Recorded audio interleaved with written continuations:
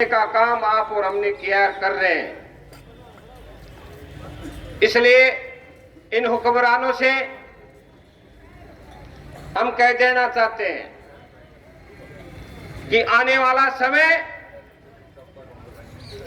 आपको इतिहास माफ नहीं करेगा। आपने इस देश का भला करने का काम किया है और देश का भला, हिंदुस्तान का भला, भारत की इस आवाम का भला करने के लिए आप हवाई जहाजों को बेच रहे हो, आप हवाई अड्डों को बेच रहे हो, आप रेलगाड़ियां बेच रहे हो, आप बीएसएनएल को बेच रहे हो, आपने रोडवेज बेच दी, आपने बिजली डिपार्टमेंट को बेच के खा गए और आप एक नया भारत बनाना चाहते हो और आप हमें ये सिखाना चाहते हो कि ये जो सड़कों पे बैठे हैं, ये जो चक्का जाम कर रहे हैं, ये रेल स्टेशनों पे बैठे हैं और जो मोदी के खिलाफ खड़े हैं, ये तो देशद्रोही है, ये अच्छे भारतीय नहीं है। तो क्या वो अच्छे भारतीय हैं जो आप और हमारे गाड़े टैक्स की कमाई से, आप और हमारे खून पसीने की कमाई से बनाए हुए हवाई अड्डे, रेलगाड़ियां, बीएसएनएल, रोडवेज, बिजली को बेच रहे हो?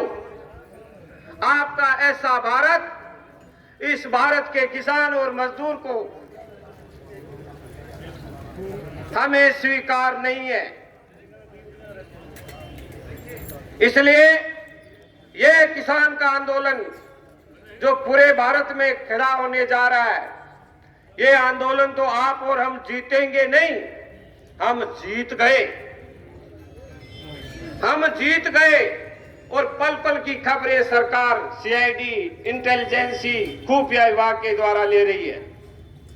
इसलिए मैं तो आपको ये कहना चाहता हूं कि जब हमारा 26-27 नवंबर का दिल्ली का कूच होगा, तमाम नेताओं से अपील करते हैं, अग्रणी पंक्ति के तमाम लीडरों से हमारा निवेदन है कि जहां भी इनका,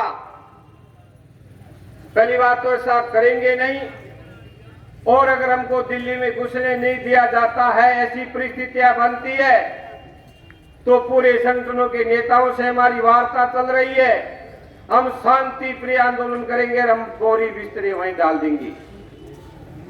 क्या ये बात मैं सही कह रहा हूं?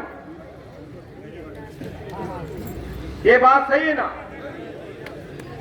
साथियों? किसान आंदोलन, चाहे कर्मचारी आंदोलन, चाहे किसी प्रकार का कोई आंदोलन हो, उसकी मेन प्रमुख भूमिका होती है उसकी शांति प्रियता, उसकी पीसफुलता देखी जाती है।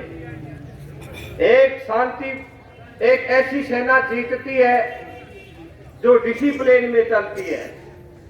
इसलिए हम इस मंच के जरिए हमारे पुलिस फौज के जवानों को भी ये कहना चाहते हैं कि एक दिन के लिए आप खड़े हाथ कर देना कि हम हमारे भाइयों पे लाठी चार्ज नहीं करेंगे, हम हमारे भाइयों पर पानी की बौछार नहीं बहाएंगे, ताकि हमारा आंदोलन सफल हो जाए। साथियों, आपकी पंजाब की धरती में, हरियाणा की धरती में, राजस्थान, महाराष्ट्र, यूपी, बिहार के किसानों को जगाने का काम किया है। इसलिए मैं आपको, तमाम साथियों को, हमारे संगठन राष्ट्रीय किसान महासभा की तरफ से, राजस्थान की राजधानी और राजस्थान के तमाम किसानों की तरफ से, हमारे संगठन की तरफ से हम आपको आभार व्यक्त करते हैं, आपको धन्यवाद देते हैं।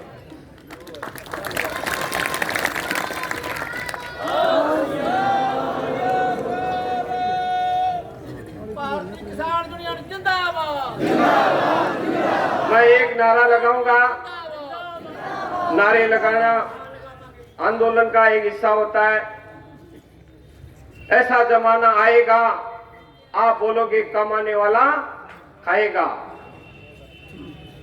ऐसा जमाना आएगा और कमाने वाला, अभी तो क्या हो रहा है कि खाए कौन कमाए कौन, यही मोटा घोर है। खाए कौन कमाए कौन, यही मोटा घोर है। अरे किस पे मैं विश्वास करूं, गली गली में चोर है। सबसे ज्यादा भ्रष्ट मिला जो बैठा ऊंची ठोर है, अरे बाहर से कुछ और निकला अंदर से कुछ और है। खाए कौन कमाए कौन यही मोटा घोर है, किस पे मैं विश्वास करूं गली गली में चोर है। सबसे ज्यादा मेहनत करने वाला भूखा सो रहा। अरे आप और हम उस हिंदुस्तान में जिंदा है, उस देश में रहते हैं जो सबसे ज्यादा मेहनत करने वाला भूखा सो रहा। मैं कैसे जिंदा रहूं मजदूर धरातल खो रहा। इसलिए हम देश के हुक्मरानों से कहना चाहते हैं कि तुम्हारी राजनीति तुम्हारे को मुबारक हो, तुम्हारी पार्टियां तुम्हें मुबारक हो।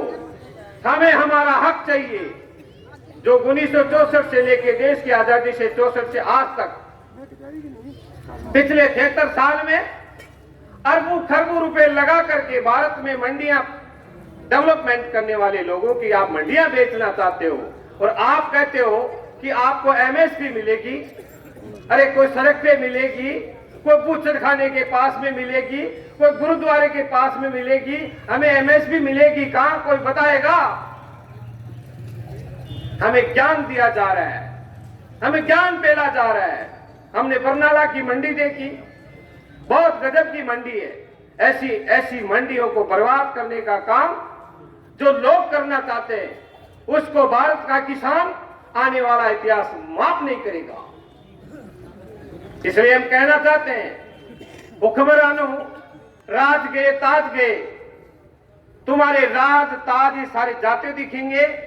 ये भारत का किसान इकट्ठा हो गया है, ये भारत की भूमि का मेहनत कश किसान अपनी गांधीवादी तरीके से आंदोलन लड़ने में सक्षम है। हमारे को कई पार्टियों के नेताओं के फोन आ रहे हैं, छोटे छोटे क्षेत्रीय दलों के कार्यकर्ता नेता कहते हैं कि क्या हम भी आ सकते हैं। तो हमने राजस्थान के किसान सभा के और किसान महासभा के तमाम संगठनों ने कहा है कि इस हमारे आंदोलन में कोई नेता नहीं आना चाहिए, कोई पार्टी का। अगर कोई नेता आता है तो किसान बन के आता है और अपनी पार्टी का लोगो और झंडो लेकर नहीं आएगा, उसका स्वागत करेंगे। क्या मेरी बात मंजूर है? हमने आपकी बहुत पार्टियां देखी, आपके बहुत सारे झंडे देखे, आपने झंडे परिवर्तन किए, कभी पार्टियां परिवर्तन करी, लेकिन 73 साल में किसान के हालात में कोई सुधार नहीं हुआ। एक प्रमुख बात और है किसान साथियों, आप और हम भाव की लड़ाई जब तक नहीं लड़ेंगे, भाव की लड़ाई जब तक नहीं लड़ेंगे, जब तक किसान निहाल नहीं हो सकता। आपके राजस्थान में तो हमारी बिजली फ्री नहीं है, यहां सुना है बिजली फ्री है, बिजली के बिल फ्री नहीं आते, कुछ किसान को पानी और बिजली फ्री दे दी। रात को किसी साथी ने बताया यहां बरनाला के, बोले जी हमारे यहाँ तो बिजली और पानी फ्री है। हमने कहा बिजली पानी कितनी फ्री दे दो, उसमें हमारी मेहनत का मेहनताना नहीं दोगे। हमें डीजल का खर्चा, थ्रेशर का खर्चा, निराई गुड़ाई का, खाद बीज का खर्चा नहीं दोगे तो तुम कितने फ्री दे दो। इसलिए हमारी आगामी मांग रहेगी कि हम हर फसल का एमएसपी तैयार करवाएं, हर फसल का। ये कुछ एक फसलों के देते हैं, बाकी एमएसपी भी पूरी फसलों के नहीं देती है। इसलिए भाव की लड़ाई हमारा आगामी टारगेट रहेगा। हम हिंदुस्तान के गांव गांव में जाएंगे, आप और हम सारे मिलकर के पूरे किसान वर्ग को इकट्ठा करेंगे और कर्जा मुक्ति होनी चाहिए। फसल का 1.5 गुना भाव मिलना चाहिए। अगर फसल का 1.5 गुना भाव खर्चा निकाल के किसान को नहीं मिलेगा तो प्रोडक्शन किसान कितना ही कर ले, निराल नहीं हो सकता। मेरी बात समझ में आ रही है? इसलिए हम इन हुक्मरानों से कहना चाहते हैं कि हमारी चाहे मूंग बोए, चाहे मूंगफली बोए, चाहे टमाटर बोए, चाहे गन्ना और चावल बोए, किसान को उसकी फसल का लागत का 1.5 गुना भाव मिलना चाहिए। फिर भले आप बिजली के बिल भी ले लो और चाहे पानी का बिल भी ले लो, उसमें खर्चा आ गया ना, खर्चा निकाल के 1.5 गुना भाव मिलेगा तो किसान कमजोर नहीं होगा। कुछ लोग जो किसान का प्रोडक्शन लेकर के खाते हैं, ये बहुत कांटे की बात आपको सुनना चाहिए। जो किसान का मूंग की दाल लेके खाता है, उसको 1 रुपया दाल पे, मूंग पे, मूंगफली पे, चावल पे 1 रुपया बढ़ गया, उस खाने वाले ये कहेगा किसान तो फसल का भाव ज्यादा मांग रहा है, मैं तो मारा ही जाऊंगा, मैं जिंदा कैसे रहूंगा। वो बाबा रामदेव की दाल तो कितनी महंगी ले ले भले, लेकिन किसान की दाल से मर जाएगा वो।